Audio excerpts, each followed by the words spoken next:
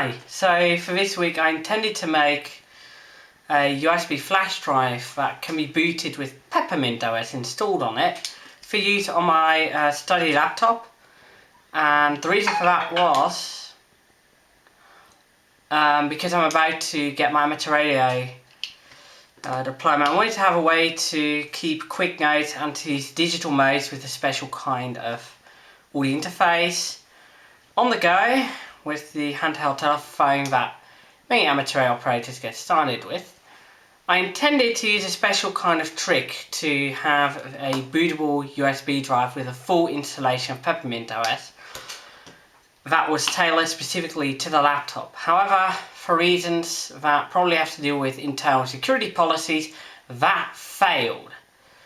So then I thought, what about using this flash drive, which I can't retain anymore because I have the package, to install a virtual machine of PeppermintOS that I can use under Windows using something like VirtualBox, which should allow some kind of trickery still to pass through USB devices. So let me show you how you do that instead. In fact, this is how I first ran Linux. I had a virtual machine on my computer that had Debian specifically for online banking. So let me show you how I made it and how I'm going to make this PeppermintOS version and throw it on a USB flash drive. So in order to do that, there are several tools that I can use, like VMware, Virtual PC, Parallels, or what we're going to be using here, which is VirtualBox, because I've got it on my study laptop as well. And I wanted it to be portable to that. I'm going to click the New button, call my installation Peppermint, make sure it's on Linux, and then I'm gonna hope that I can find the USB drive. There it is. I'm going to choose that, and that is a new folder which I'm going to call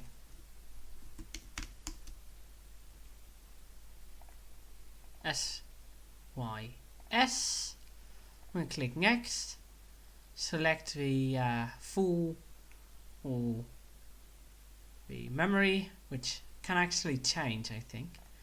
Let's click Next, create a new VHD, or in my case I'm going to use VDI. Make sure it's a fixed size and it's in the correct place.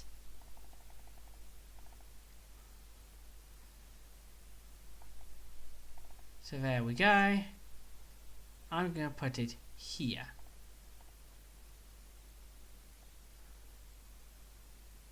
I'm going to make it the remaining, I think, 40 gigabytes should be enough. Maybe 40. Yeah. When I was trying to install natively to 40 to 30 or ratio, I think it was, yes, it was 25-75. That meant 75 of transfer partition, transfer space is 25%, 75% was system. I'm going to do that here. So let's create it. Oh. Apparently I formatted my drive wrong. I've reformatted the drive XFAT, and let's see what happens now. There we go. I'm now creating the virtual hard drive. So I'm going to wait for that to happen on the drive. And then all I'm going to need to do is boot from a Peppermint ISA, which I actually already have on the computer. Then I can install, and it's going to prepare itself for a VirtualBox installation. And that's going to be it. Okay, this wasn't really intended to be a how-to anymore. It's a bit more becoming of a misadventure though. I tried installing the virtual machine onto Linux.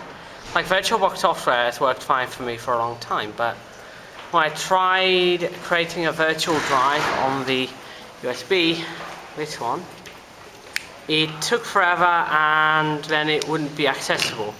I don't know why that is, but I'll definitely go ahead and try it under Windows to see what happened in that case. So under the Windows installation, which uses drive letters instead of main points, for some reason I can happily report that the VDI file is working fine. Maybe I just unlearned a couple details about using VirtualBox, and that also was part of the problem, but yeah, I'm well on the way with creating the private PeppermintOS USB stick that I wanted. So when I return back home, as you can see here, I'm in university, but when I come back home, I'll go ahead and actually continue on with the installation process. So as you can see over here, I have just started the PeppermintOS back on my main computer at home, and it does work. Though now all I have to do is just load in the ISO I have downloaded, and then I can continue the install. So after choosing the correct and validated ISO, again I have the command to do that under Windows and Linux in the video description, I'm finally going to click the start button, and I got an error with the shared folder issue, but I'm just going to go and install PeppermintOS. Aha, there we go. This is going to take a while. I've actually shown an install process before with Linux Mint, but that was for dual booting. For a virtual machine, the steps are slightly different. Anyway, we are at the install screen, so I'm going to close this up, execute install Peppermint. There we go, we're checking the requirements. That's going to take a while. Next, location is correct. Okay, language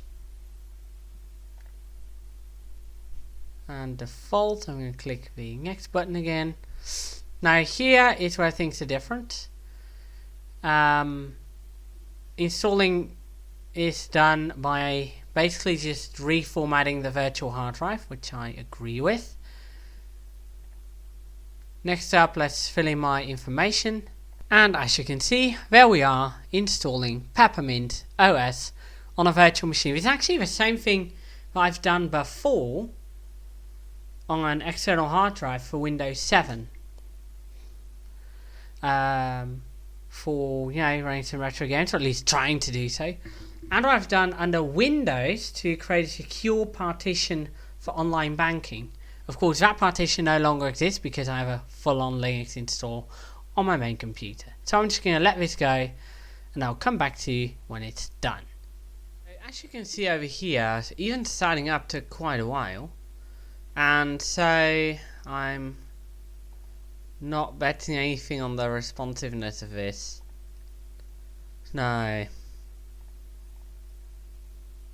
Even the start menu. So, that's the bootstrap. Welcome. I'll turn that off. There I'll go. And now it's actually kind of working. But to make it really work, what I'm going to do is insert the guest editions CD image. Let's see. Okay, so in hindsight, I thought this wouldn't work at all. Somewhere in the installation process of PeppermintOS, this drive would fail. Unfortunately, it didn't. I was able to successfully install PeppermintOS on the USB flash drive and start up in it on my study laptop. Of course, it wasn't a virtual machine, but that still counts for me. Because what I wanted was an isolated environment for me to do some private stuff, especially related to amateur radio, without affecting the internal drive of the laptop, so I have all that room for my studies. It works fine for that. But when it comes to it, I also thought, oh yeah, I could set up some private accounts for general purpose web browsing. It's slow as molasses in that. Partly because VirtualBox has a bit of a weird issue with the RAM limitations, maybe, especially VRAM, and mostly I think because this drive is cheap and cheaply built as well. I bought it for €26 at a convenience store at a train station here in Utrecht. Of course it's a central station, but hey. This Tuesday I thought I needed a USB flash drive for what I was going to create this week, which was actually the last task I have on the American TOS platform. I'm going to be moving away from that, and that will become a topic of another video another time. Yeah. So I bought this for this video, and I just ran in there, got it for cheap, and went to the checkout, and that's that. Which asks an urban planning question that becomes a little mini part in this video. Why does America, as far as I know, never have any kind of convenience stores near to train stations? Maybe because they wanted to promote car dependency, and they wanted to remove all the conveniences that we ended up keeping from not being car dependent. But with that aside, regardless of how it went, it now finally works. And I'm so happy that I'm at least a little step further in general towards getting my amateur radio exam, because I've pretty much completed the main part of the course. All that's left is preparing for the exam and taking it. So anyway, I'll see you another time. Bye bye! I hope you've enjoyed this video. If you do, please give a thumbs up and share this video with all your friends, and perhaps consider subscribing to my channel. Thank you, and I'll see you next time.